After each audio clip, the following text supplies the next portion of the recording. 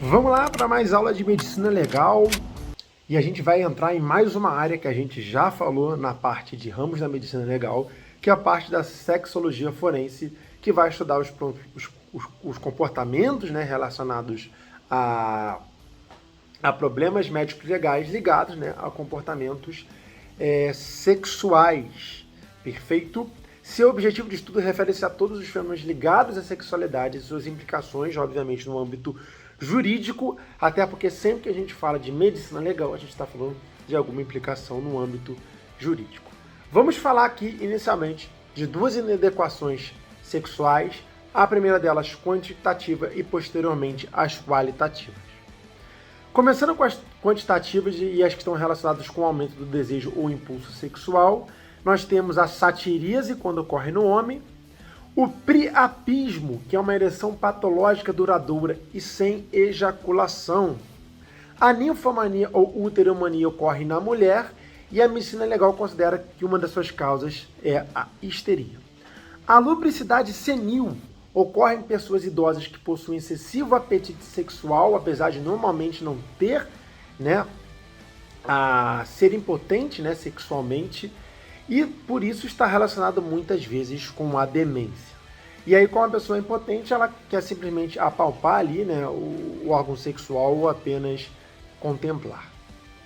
O dunhuanismo caracteriza-se pela tendência masculina a procurar apenas a conquista amorosa ou em relacionamentos instáveis, pouco duradouros, agindo de forma libertina e sedutora, o que decorre aí muitas vezes em relacionamentos abusivos, o que a gente conhece atualmente aí como relacionamentos tóxicos.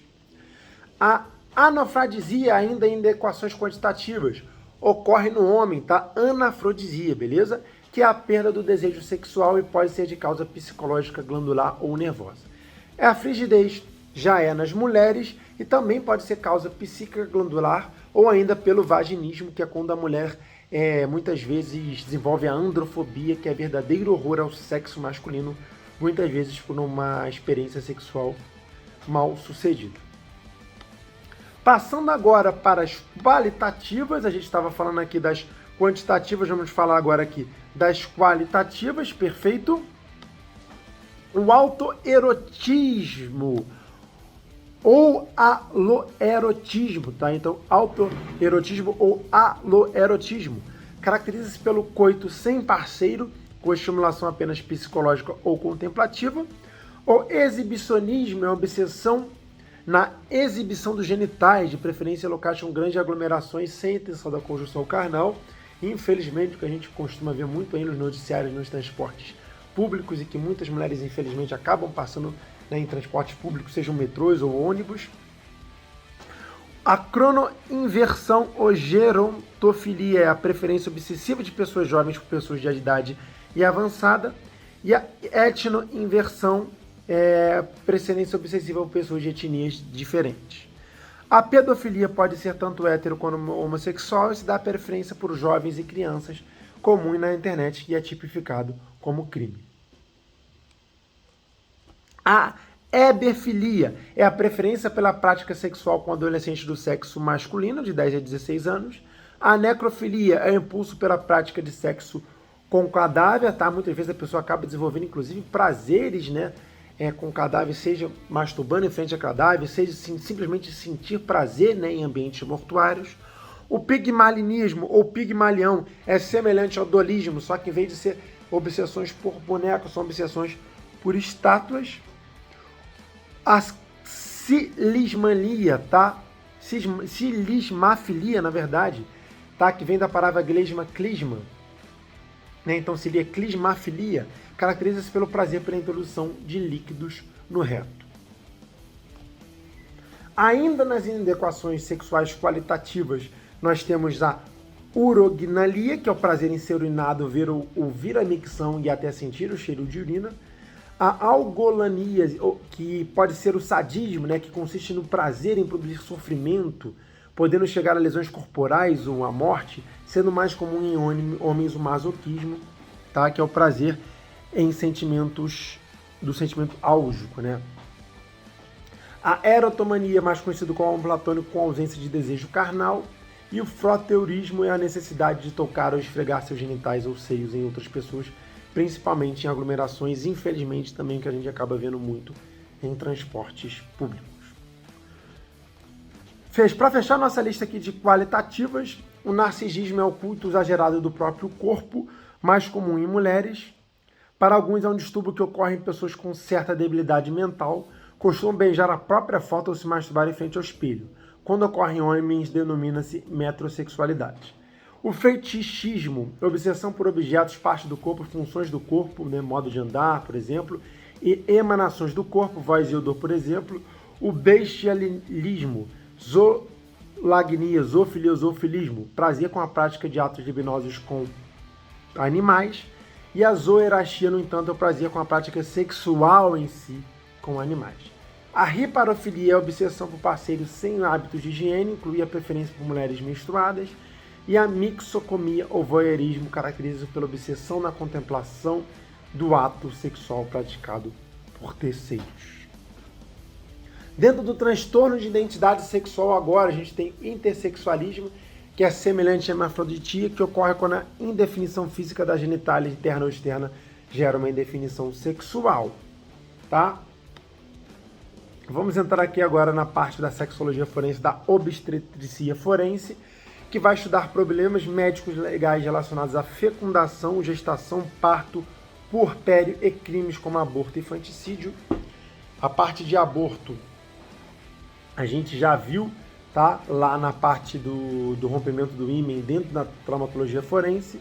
A fecundação ocorre com a união do óvulo com o espermatozoide formando o ovo ou zigoto e pode se dar das seguintes formas: conjunção carnal, por atos libidinosos ou não, que não incluem a conjunção carnal, mas permitem a penetração do espermatozoide na vagina, a fecundação artificial, tá? E a inseminação artificial, que pode ser homóloga, quando realizada com o sêmen do próprio marido ou parceiro, e heteróloga, quando realizada com o sêmen de doador. O que seria a gravidez? O prazo legal mínimo da gestação é de 180 dias e o máximo é de 300 dias. Relevância do diagnóstico de gravidez para o direito. O direito civil pode gerar anulação do casamento, o penal, inadequação do sistema prisional, e do direito do trabalho, aquisição de estabilidade laboral. Vamos agora entrar aqui nas espécies de gestação. Normal, quando apenas um ovo se fixa na parede uterina. Gemelar univitelina, quando o ovo se divide dando origem a 2 ou mais embriões idênticos. Gemelar multivitelina, quando a fecundação de mais um óvulo pelo espermatozoide, originando gêmeos fraternos. Ectópica, quando o ovo se fixa fora do útero nas trompas, por exemplo. Superfecundação, nova gravidez se instala quando já existe gravidez em curso. Pseudociese, quando a mulher simula a gravidez, mas manifestando inclusive alguns sintomas típicos. E gravidez molar ou mola idatiforme, quando o ovo se degenera, resultando no óbito devido à produção elevada de HCG. Parto. Para a medicina legal, inicia-se com o rompimento da bolsa e termina com a expulsão da placenta, deliquilação. Para o direito penal, no parto normal, considera o início da vida com a primeira contração uterina, se cesariana com o corte da barriga da mãe.